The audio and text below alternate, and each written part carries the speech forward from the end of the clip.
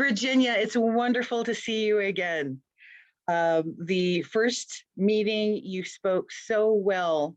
Um, there's not a day that's gone by since January 8th that I've not thought about something that you've said in the meeting. And I know that the time change makes it impossible for you to be here tonight, but I appreciate your time right now to speak on the Persian horse in France, World War II on up to now. So please, you have the floor. It's my pleasure. Thank you very much for calling on me again.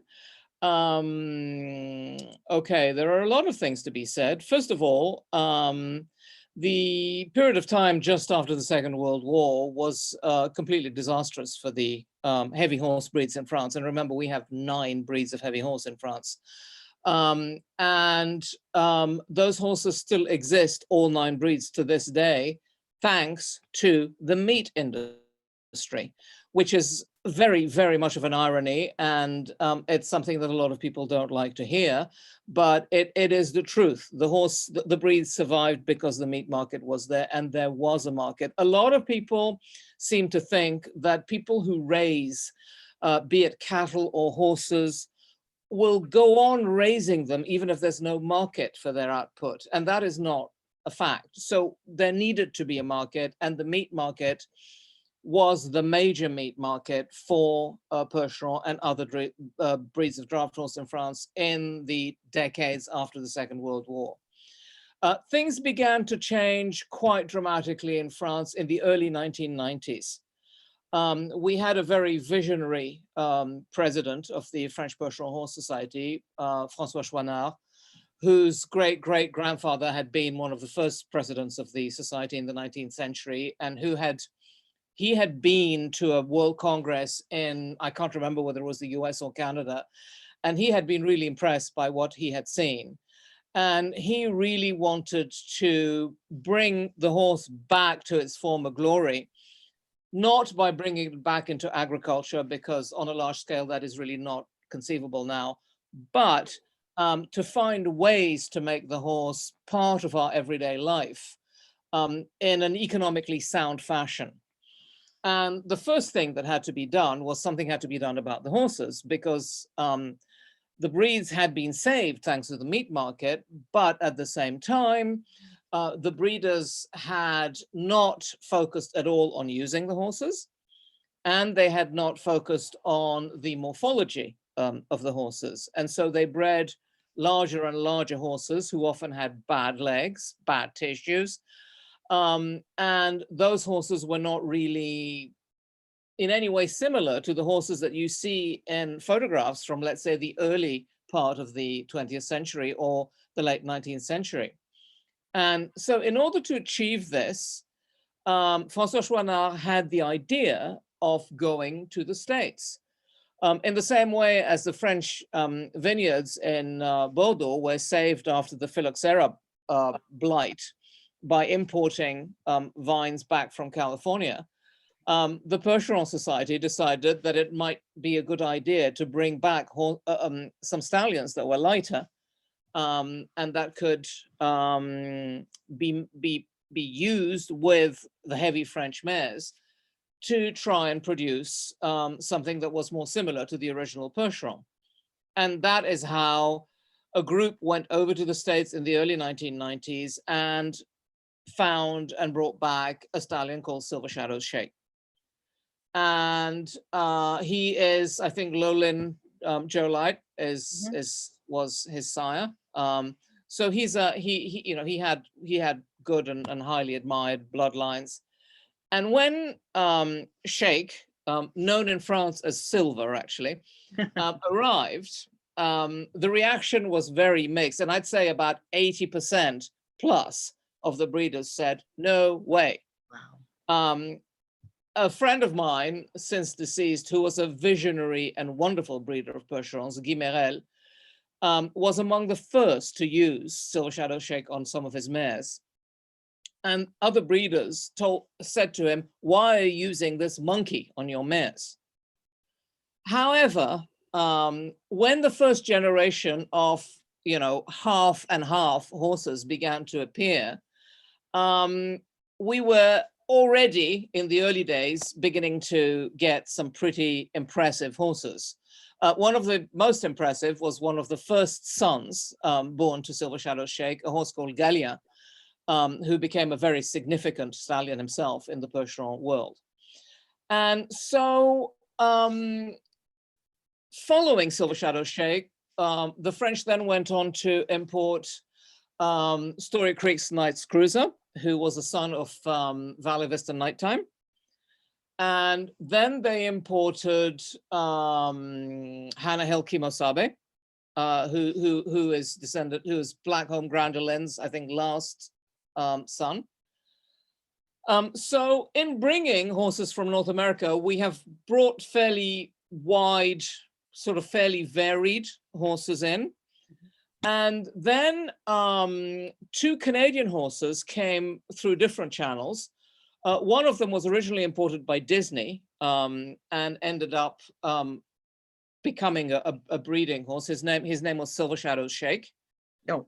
And the other one was Donimus Titan, who was imported to Italy by an Italian. What was the other? From Italy to France. What was the other one from Canada? Not Silver Shadow. Donimus Titan. But what was the other one? Tsar of Livingston Valley. That's okay. All right, gotcha. Yeah. Gotcha. So there was 5 total that came from North there was America? 5 at the time, yeah. I couldn't remember. And so little by little, these horses started to be integrated into the French breeding programs. And that is the time when the Percheron Association decided to divide the judging of horses into 2 broad categories. So we have the heavy draft and we now have the light draft. And most of the horses with a relatively high percentage of American blood are in the light draft category, which is known in French as diligencier, diligence being a stagecoach. Okay.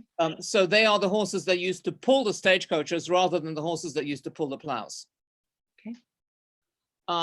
However, as the American bloodlines sort of filtered in deeper and deeper into French breeding programs, they had an effect on the heavy horse as well. They had an effect in cleaner limbs, in better tissue, and what the French call air under the belly. And so we now find that even the heavy drafts are lighter than they once were. Mm-hmm. Although, I mean, they do remain heavy, mm-hmm. especially in the legs. It's the amount of bone in the leg that is the most important thing. So having done that, we now have in France a very interesting variety of Percherons. We have big, we don't have a lot of 18 to 19 hand horses, but we are getting more and more big horses. We have leggy. We still have the short and compact. We have heavy, we have light, we have in between. And that is really well suited to what we are trying to do, which is reintegrate the horse into everyday life. Mm-hmm. We have to find a job or a way for these horses to exist that is commercially viable. We don't have show hitches in France. They don't exist.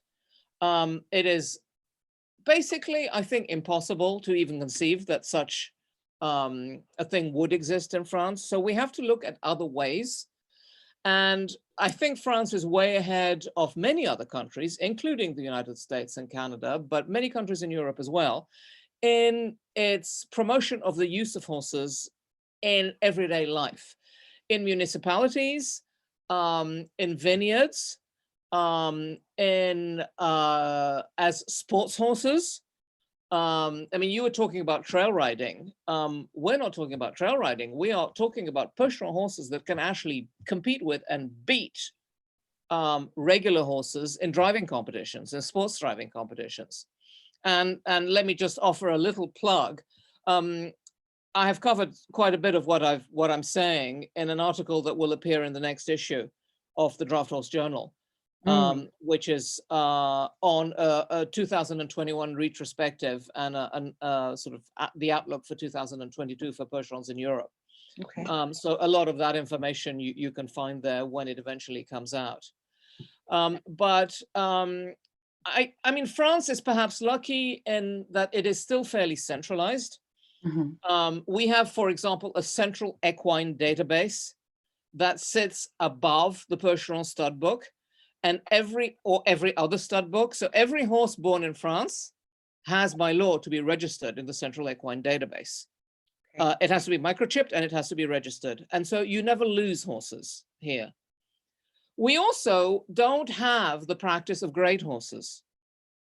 Every horse that can be registered in the Percheron stud book, or almost everyone, I'd say probably 95% plus, is registered in the Percheron stud book. Even if a horse goes to slaughter, it's got to be registered and microchipped? It has to be microchipped. That is a requirement for slaughter. They are, if they are sold as foals for slaughter, then they're probably not registered in the stud book. Okay. But anything beyond that, they will be registered in the stud book. So we have that. So we have, it's known as the SIRE, SIRE. That is the Central Equine Database. Then there's the Percheron stud book. And so we also have a number of national organizations that are there to sustain, support, and enhance the use of draft horses. Not specifically any one breed, but draft horses in general. So there is an organization called SFET, S-F-E-T, which is the French Society for Working Equines. It's equines rather than horses because it also includes donkeys and mules. We also have an organization called France Énergie Animale, France Animal Energy, which is a sort of public-private group that brings together municipalities, breeders, users, people who make harness, people who make vehicles, people who make equipment, to work together in order to meet each other's needs, best of all. And all of those groups work closely with municipalities. For example, we used to have a national stud system in France where the best horses were bought by the national stud and their services were offered for very little money to anybody who wanted to breed a mare. They would buy, I think in the heyday, they probably bought as many as 10 stallions a year. In the last decade, it was 6 stallions a year. That system now no longer exists. But what is happening is that administrative regions in France are now pooling together to buy stallions and then rent them out to local breeders in order to ensure that there are good stallions available in every part of the country. Because that's another thing I've noticed in the States, as has been in the past the case in France. The presence and the breeding of Percherons tends to be pretty centralized in certain areas and pretty sparse in others. So there's been a real effort made to make the Percheron a truly national horse rather than just a horse that is particular to the Perche area where I live and work, and where the Percheron originates. So does that, how does that affect then the society at large? Is it considered a novelty over there, or is it, you say, integrating into everyday life? Well, we are doing everything we can to make people aware of draft horses and what they can do and what they can contribute to everyday life. So, for example, last year, and this is in my article as well, every year there's an annual conference of all the mayors in France. I don't know, I think there's something like 17 or 18,000 mayors in France. And last year, they give out awards at each annual conference. And last year, their special award, which is in French called coup de cœur, which basically means a hit to the heart, award, was for animal traction. The work that is done by horses in municipalities, basically. And one of the examples that was given at the awards was a municipality, a small town in the south of France, where all the elementary school children are taken to school, not by school bus, but by hippo bus. So there are a lot of initiatives like that which make the horse more and more visible and begin to integrate it back into everyday life. Now, a good friend of mine, the lady who actually boards my horses, started at the beginning of January to work with the city of Le Mans. Le Mans is not a huge city, but it is the capital of the department of the Sarthe, big breeding area for Percherons. Mhm. And Le Mans has a absolutely magnificent medieval center around a cathedral, a Gothic cathedral. Oh. And then it's a big modern city with a university, huge hospitals. I think it has a population of about 150,000. And so beginning in January, Le Mans started to do the weekly collection of recyclable trash using a horse-drawn carriage pulled by a Percheron. And Christine, who does this, has become a media star. And her horse, who's a magnificent black Percheron mare, has become the star of Le Mans. Everybody wants to see her. Everybody knows her name. When she goes on her rounds now, people leave carrots out for her. Wow. And so that is how you bring the horse back into everyday life, because people can see that the horses not only are beautiful, but can actually do something useful that is difficult to do. Like the old medieval city of Le Mans, you can't get garbage trucks to go through the medieval. So in the past, people used to have to take their recyclable trash by car to certain centers. Now it's collected outside their front door. And I know that Europe has a much healthier attitude toward recycling, but I mean, that's just, I could just see little minds, little eyes get so big as saucers at the thought of, I'm recycling this and Yes. I get to see this horse. And I get to see the horse, yeah. And it's just that those memories just kind of domino effect in such great ways. This is something else that I've been pondering.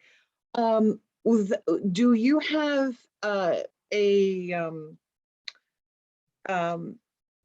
any type of youth programs to encourage draft animal power, or is it something just intrinsic because of the families becoming a part of it as well? I mean, funnily enough, I think that is something you do a lot better over in North America than we do in Europe. There is very, very little in the way of youth programs, and that is something that we really need to think about. We have the AGM of the French Percheron Horse Society on the 19th of March, and that is something that I'm going to bring up, you know, to see if we can start organizing some youth camps, you know, just a way, especially for kids who don't come from that background. You know, it's fine if your father or your uncle or your grandfather or your cousin has horses, but if that is not the case, then it's pretty hard. But if I can get back for just a second to the municipal horses, Sure. You know, hitch horses, and you know, I had the great honor and pleasure during my first two Percheron World Congresses to ride on an 8-horse and a 6-horse hitch. I know what it's like. And I know how extraordinary it is, but it is something extraordinary. What we're trying to do is to make the draft horse ordinary. Yes, part of our ordinary life. Mm-hmm. So that, you know, when people put out their trash bag, they can give Dupet, that is the name of the mare whose nickname is Dupe, put out a carrot for her or give her a cuddle. And then realize that she can be part of their lives. So I think that is an excellent direction that has been taken in France. And when we are doing everything we can to enhance this. I'm concerned though, and I don't mean to be a cynical old biddy about it, but I'm concerned that our our American mindset, and you know, no offense to anyone from Texas, but if a little is good, then a lot must be better. And oh, that horse, you have a 16-hand mare. Well, they have an 18-2 show horse. Yeah. And it seems to create such a gap in, as you're saying, we want to make it ordinary, where a lot of times I feel our culture is such that, well, we like ordinary, but we like to see the fancy stuff. Well, And this, funnily enough, reminds me of a conversation that has nothing to do with horses, but I had with my neighbor many years ago. She's a typical French lady. She's about 5'4", and her husband is about 5'5". And she said to me, you know the number of times when I have had friends say to me, "Don't you wish your husband was tall, dark, and handsome, and romantic?" And she says, "Yeah, but can your husband build a house? Mine can." So I think what we have to remember is that horses are magical. All horses are magical, whether they're 18 hands or whether they're a Shetland pony. Well, they're naughtily magical, but they are magical. And we have to, I think, really make an effort not only to rediscover that magic, but to share it with people. And I always come back to that thing, sharing with people, talking about it, sharing the passion, bringing people in. I think that's the single most important thing. Having huge events where there are zero spectators. I'm not going to use the word because it would be considered naughty in America, but it's self-satisfaction. It has nothing to do with sharing. Talk to me more about that, if you would. I don't want to corner you, but what is when I'm saying spectator, what is the turnout? If you've got an event, let's say, for any horses, but let's just say Percheron, because that's where we are. Is it basically is it kind of a talk amongst yourselves, talk amongst Percheron people, or do you have people showing up for this? Okay, so the last time we had a World Percheron Congress in France, it was 2011, so it goes back a few years. The event was hosted over 3 days, and we had 55,000 people. Holy shit! I'm sorry. I should mention that the event was free. Okay. I know that the World Percheron Congresses in the States and the upcoming one in Canada, entrance is expensive. It is not easy. Let's say you got a family with 2 kids and 3 kids. You're really going to pay as much as you would pay to go to Disney World per day, because that's what it is. Now, you can still charge people if you charge them reasonably. So we have every year a Percheron Horse Festival. It's a local event. It is held in the area where I live. It generally has, I don't know, 60, 70 horses. Stallions, mares, geldings, foals, working horses, sports horses. And it's not just a teeny tiny event. I brought over Japan's largest draft horse festival, not horses, but people and all the accoutrements. I've brought over loggers from Japan.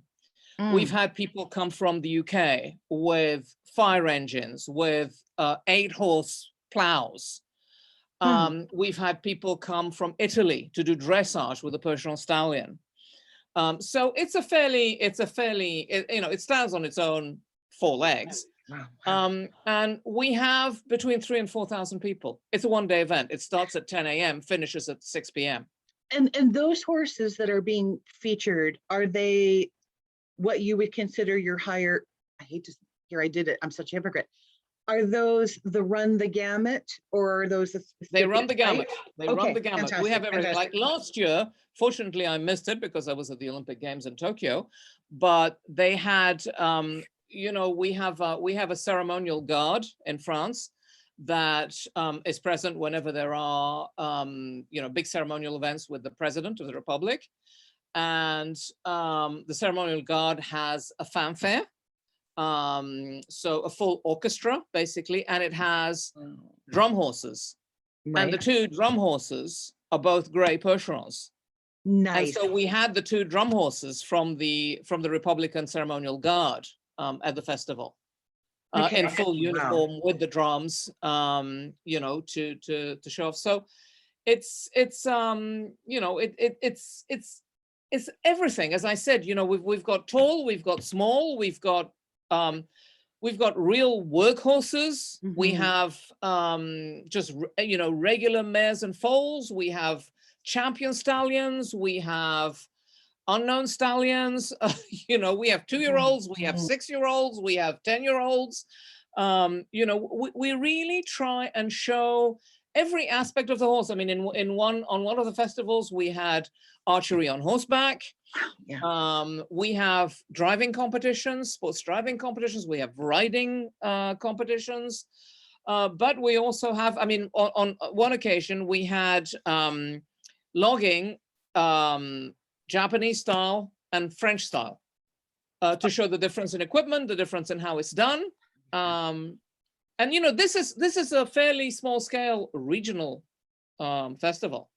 It's not a national event. So you had, sounds like you had everything, but yeah, we didn't have any hitches, no. But a blue roan. So let's talk about color.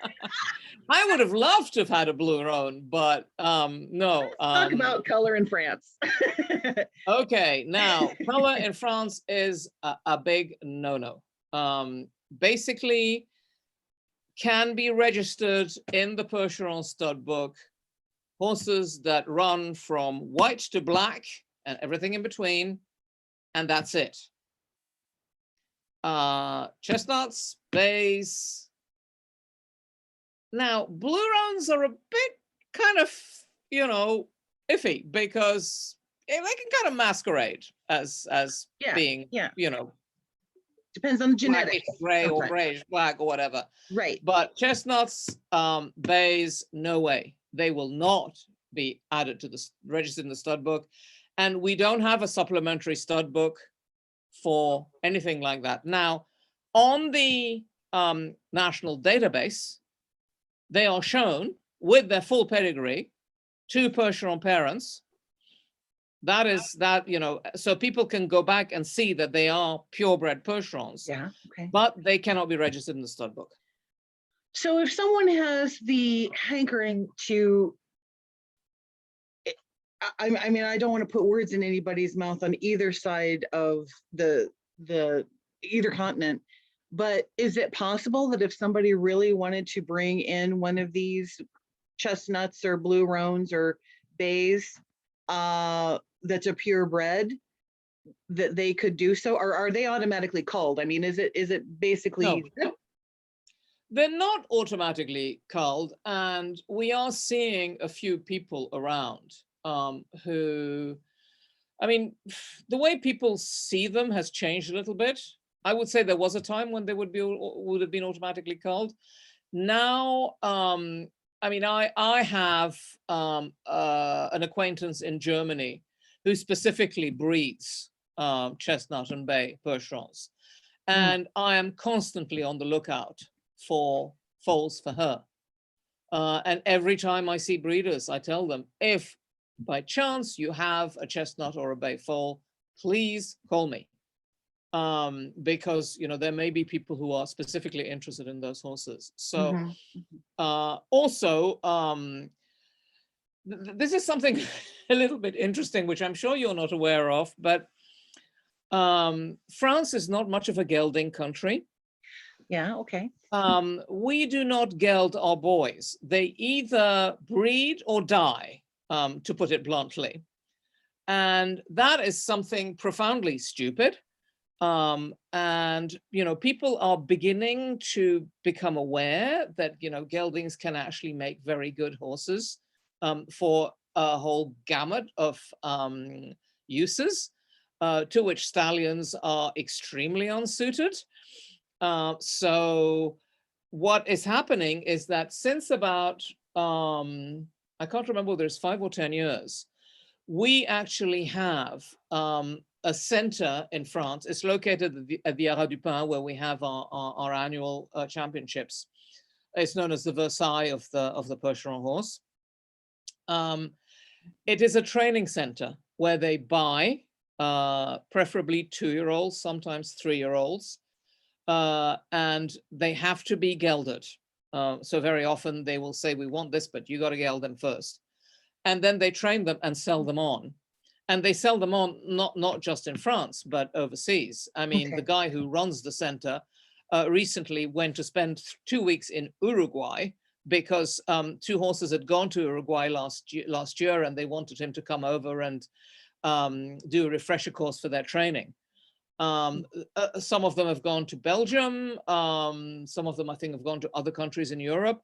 And what you can do is you can specifically put in a request saying, okay, I would like a horse that is trained to work in the vineyards. I would like a horse that is trained to drive for sports driving. I would like a horse to trail ride. Whatever it is you want, you can actually request that the horse be prepared specifically for that purpose.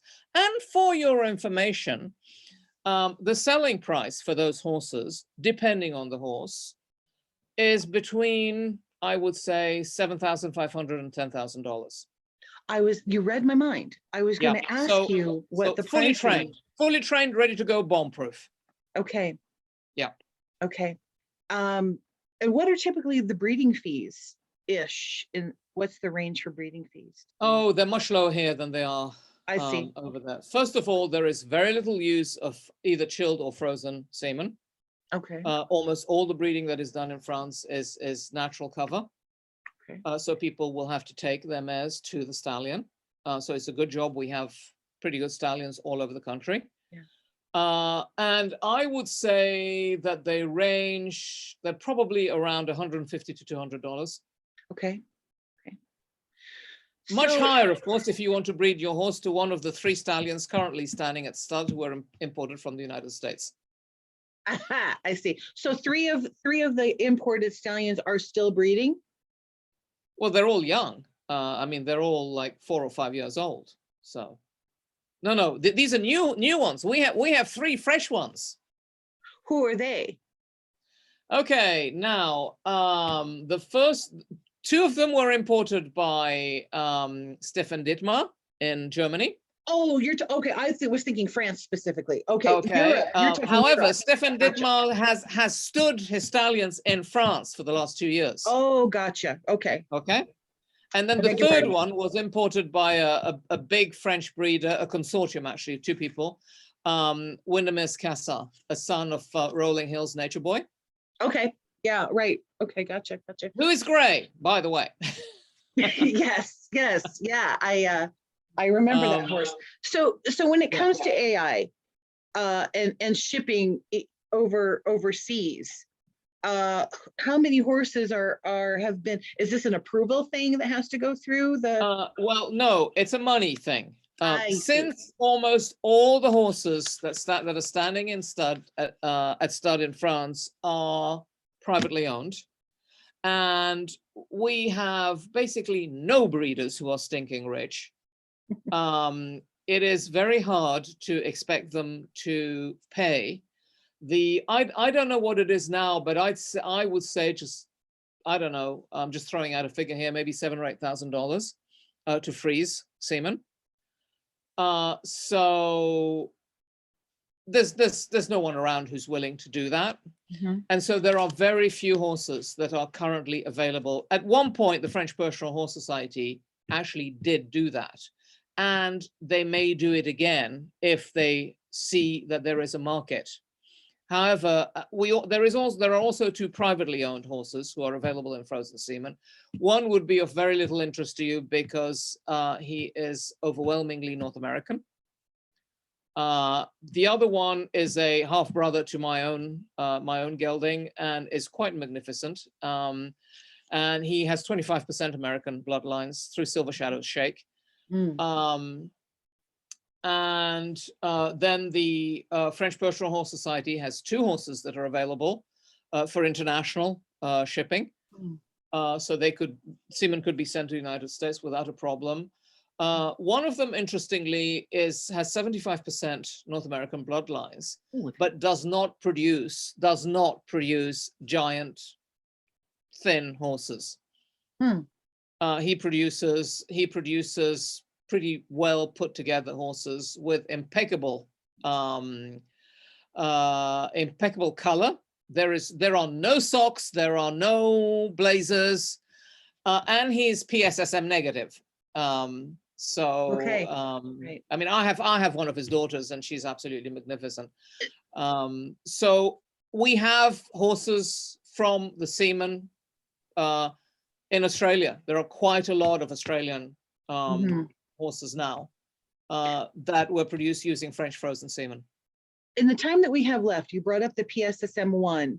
In speaking on that, what is this a French government is making certain mandates when it comes to testing going forward? No, not yet, not Okay. yet. The French Percheron Horse Society is just beginning to consider the issue, and what looks like might happen. And again, this is another subject that I've covered extensively in my article that will appear in the Draft Horse Journal. I'm not advertising for the Draft Horse Journal. I'm just telling you. I will. I'll advertise for him. In fact, I did an advertisement in them, so I'm all for him. The stallions are systematically tested for the collar gene in France. Okay. And so what they're thinking is maybe to add the PSSM gene to the testing mix, if they can get subsidies to be able to do it, because at the moment the cost for testing all the stallions is carried by the French Percheron Horse Society. Okay. Okay. So with the understanding that what's going to happen if a horse tests positive, are they taken out of the gene pool, or what's going to happen? Well, it's like the collar gene. Horses that test 100% positive for the chestnut gene will not be approved for breeding. Okay. And it may be the same thing. Now, what's happened in Britain is interesting, because Britain is just a little bit ahead of us. The British Percheron Horse Society just recently changed its regulations, and so homozygous so 100% PSSM1 horses on stallions are no longer allowed to breed.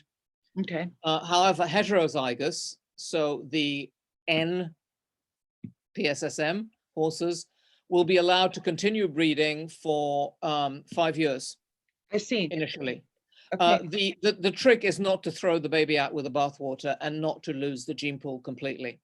That sounds smart, and also I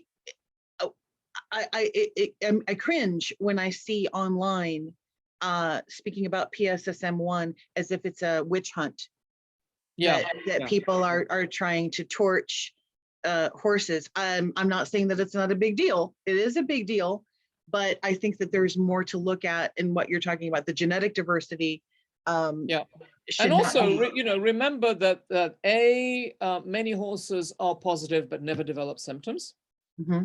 It's actually the minority. I don't know what the percentage is, but it's a small minority that actually shows symptoms. And especially if diagnosed early, it can be managed very well with diet. Yes, right. So, a horse that is PSSM positive is not a lost horse. But like other genetic issues, if over time we can eliminate it or reduce it considerably within the gene pool, then so much the better. I think that's how we have to look at it. Fantastic. Virginia, you're going to be in the spring edition of the Draft Horse Journal with an article as a recap for the 2021 French Percheron horse. You have been a steady and stalwart supporter on both sides of the pond. I hate that cliche, but I did it. And people can look forward to seeing you in Manitoba this fall, correct? I hope so. I hope so. Thank you. It's not in the fall, it's in July, in the height of summer. I'm sorry, scratch that. And you do find horses for people. I do, yes. Correct? Yes. And if someone is looking for a Percheron to bring that horse to the States or for wherever they are in the world, you can be retained as a consultant. That means that she deserves to make money doing that, ladies and gentlemen, and that you will go on the lookout. You'll be the eyes and ears and sometimes feet for finding a French Percheron that fits into someone's whatever criteria, or you might find another horse Yeah, that they didn't know they wanted. I've been doing it for years for people in the UK, and a little bit in more recently for people in Germany, Switzerland. So yes, Okay. I think I have a pretty good grasp of the Percheron world in France, who the breeders are, what they produce, how they raise their horses, which is very important. And therefore who I would buy from and who I would not buy from. So how can people find you online, or I'm how on can people- Facebook. I'm on Facebook. Otherwise, I have an email address, all lowercase, Virginia@percheron-spirits.net. I see. Okay. Yep. All right. Well, I thank you for your time, my dear. My pleasure. It's a Anytime. pleasure indeed. And I thank everyone for paying attention, because man, I could talk to you for hours, but thank you again. Thank you again.